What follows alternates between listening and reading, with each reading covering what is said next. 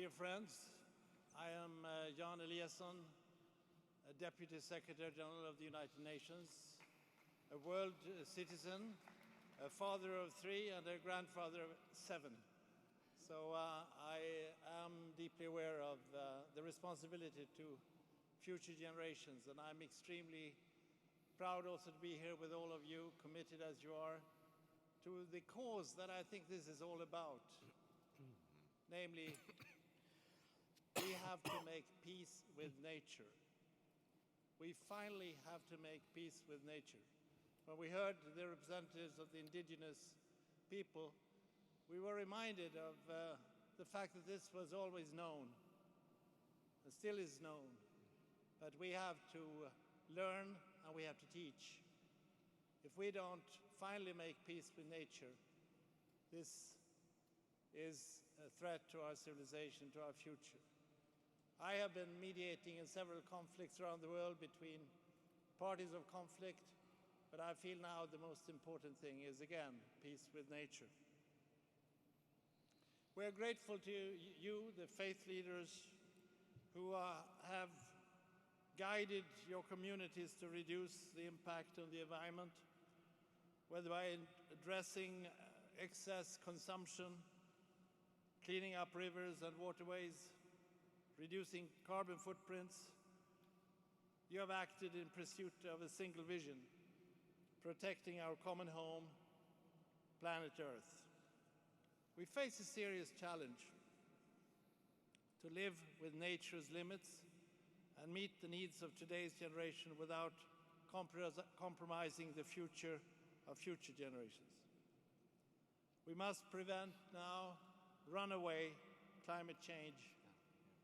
We must make sustainable development a way of life. Each of us can be part of the solution. Nobody can do everything, but everybody can do something. And global cooperation will be essential. That is why Secretary General Ban Ki-moon has called all the world's leaders to a climate summit on Tuesday at the United Nations, as Vice President Gore just said. The summit has 2 aims. 1, to mobilize leadership for a meaningful universal climate agreement in 2015, and 2, to catalyze action right here and right now to reduce emissions and strengthen our ability to adapt to climate impacts. We need a new global agreement next year in Paris, but we also need action here and now.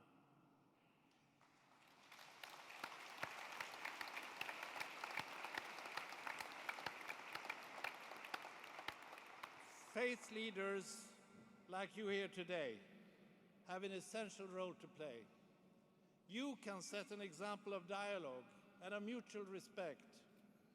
You can use your pulpits to convey important messages, as we have already heard today. You can reach across the lines of faiths and across the lines of identities that might otherwise divide people. I ask you, I plead with you to continue to remind us of the ethical and moral dimensions of climate change. Such efforts related to higher morality are needed not only on environment, but in general at a time when we are seeing so much of sectarian turmoil and hatred around the world. I thank you all for mobilizing the positive power of religion.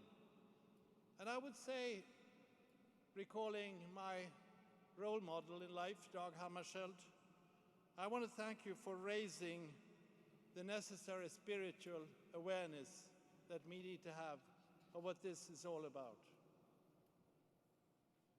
I thank you for supporting the United Nations in our work to build lives of dignity for all. And on the eve of this historic summit, towards which so many hopes and so many prayers are directed, the Secretary General and I commit to ensure that tackling climate change is at the heart of all that we do. Let us remember